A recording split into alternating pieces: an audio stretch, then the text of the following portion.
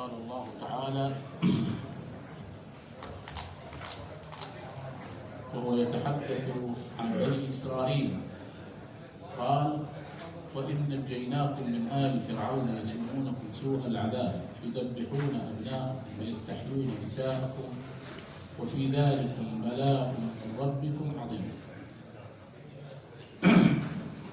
نجى الله سبحانه وتعالى موسى وقومه من فرعون، وهذه من نعم الله سبحانه وتعالى أن ننجي المؤمنين. قال الله تعالى: وكذلك ننجي المؤمنين. فالمؤمن ينجيه الله سبحانه وتعالى مما هو فيه من الفتن التي تجتمع عليه. ولذلك من نعم الله أنه نجى على بني إسرائيل. قال: وإذ نجيناكم من آل فرعون يسومونكم يعني يكلفونكم بما لا تطيقون، يعني يستخدمونكم للخدمة. يسومونكم يكلفونكم كثيرا ويذيقونكم أنواع البلاء والعمل الشاق. ولذلك قال: يذبحون أبناءكم ويستحيون أي يستبقون. يعني فرعون كان كما تعلمون كان يستخدم بني إسرائيل اللي هم موسى وقومه يستخدمونهم للخدمة. بعد ذلك لما أخبر فرعون أنه سيقضي عليه أحد أبناء بني إسرائيل قال: إذا نقتل الأولاد، نقتلهم خلاص، نستبقي فقط النساء. ولذلك كان يذبحون الأبناء، أي واحد يجي ولد يقتلونه، يخلي بس النساء. ويستحيون نساء، يسومونكم سوء العذاب يذبحون أبناءكم ويستحيون أي يستبقون نساءكم للخدمة، يخدمونهم. بعد ذلك احتاج فرعون من الرجال. قال: شو نسوي؟ ماذا نصنع؟ قال: إذا نقتل سنة ونستبقي سنة، نقتل الأولاد سنة وسنة نستبقي.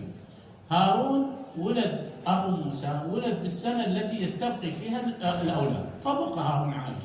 موسى ولد بالسنة التي يقتلون فيها الأولاد، فحصلت له قصة موسى التي جعلته أمه في التابوت ومشى في البحر. إن شاء الله نجيها هذه واحدة واحدة. قال: وإذ نجيناكم، هاي نعمة، من آل فرعون يسومونكم سوء العذاب يذبحون أبناءكم ويستحيون نساءكم، يستبقون، وفي ذلكم بلاء من ربكم عظيم. طبعا بلاء يعني اختبار من الله سبحانه وتعالى لبني إسرائيل حينما لا يبقى منهم الأولاد، فقط النساء. كيف راح يكون التكاثر؟ لو بقيت هذه الحالة لانقطع نسل بني إسرائيل تماما، لكن جعل الله فيهم نسل حينما جعل الله تعالى لبني إسرائيل أن يستبقيهم فرعون سنة ويقتلهم سنة. هذه أيضا ولو يبقى نصف النسل، لكن بعد هذا الجيل استرجع نشاطه وبقي التكاثر. لأن تعلمون التكاثر لا يكون إلا بالتزاوج. ولذلك اليوم اللي يدعون للمثلية هذول خلاص معناها راح ينهون الجيل، راح ينهون الأجيال. يعني إذا بعد كم 10 سنين وصارت المثلية خلاص تشوف بس الشياب وما حد يستخدمهم، لا المثلية ولا غيرها. يصير يعني الأمور هكذا تنتهي الأجيال، لأنهم يستخدمون معصية الله سبحانه وتعالى بما لا يريد، فتنتهي الأجيال. ولذلك من نعم الله جعل الذكر والأنثى، هكذا يكون التكاثر. وهكذا والنبي صلى الله عليه وسلم يقول: تناكحوا تناسلوا تكثروا فإني مباهن بكم الأمم يوم القيامة. الغريب أننا حينما يعني نشجع أهل المثلية ونقول هذول كذا ونعطيهم أي حق، هؤلاء يهلكون الحرث والنسل، والله لا يحب الفساد. هؤلاء يفسدون في الأرض.